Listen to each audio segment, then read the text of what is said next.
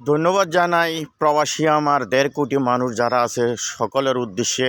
সকলে আশা করি ভালো আছেন। আসসালামু আলাইকুম। আপনারা যে ব্লাড পেপারটা নিয়ে অনলাইনের ভিতরে এই যে প্রতিবাদী ভিডিও করতেছেন, ধন্যবাদ জানাই। আসলে বাংলাদেশে কমিশনার যে সাহেব ১ নাম্বার মনে হয়, উনি কিভাবে এই ব্লাড পেপারটা করলো, এটার প্রতিবাদ সকলে আমরা বিএনপির দ্বারা করার উচিত ছিল। কিন্তু আমি এটার প্রতিবাদ জানাই, নিন্দা জানাই। বাংলাদেশের সবচেয়ে বড় দল হয়েছে বিএনপি, আওয়ামী লীগ। তো আওয়ামী লীগ তো এখন বর্তমানে নাই।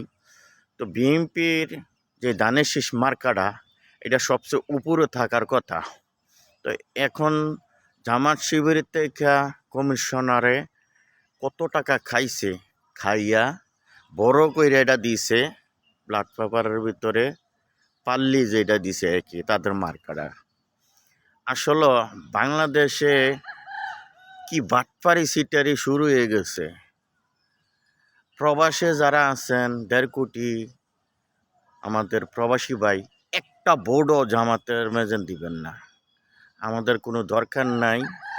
রোজায় পূজায় আমাদের সমান, এবং কি জান্নাতের টিকিটের কোনো আমাদের দরকার নাই।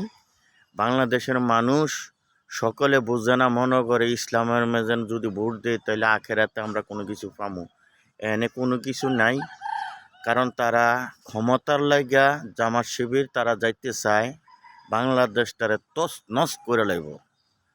তো আমাদের বিএনপি কখনো এটা বলেও নাই। আর আমার মনে হয় তারেক ভাই জিয়া রহমানের আদর্শ যেটা, ওইটা ১০০% রাখবে।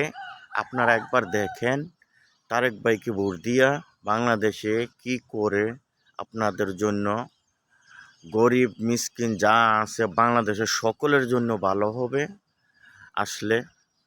তো আমার মনে হয় তারেক ভাইয়া আসলে বাংলাদেশ উন্নত হবে। একটা পুরুষ সরকার অবশ্যই দরকার। আর এতদিন তো আমরা দেখে আইছি মহিলা সরকার। আসলে মহিলাদের যতটুক জ্ঞান বুদ্ধি আছে, এর থেকে ডাবল হয়েছে পুরুষ সরকারের। আর বাহির দেশও পুরুষ সরকারের দাম বেশি, আসলে মহিলা সরকারের কোনো দাম নাই। তো সকলে একবার দেখেন ভোট দিয়া। হ্যাঁ, তো সকলে জায়গা থেকে ভালো থাকবেন।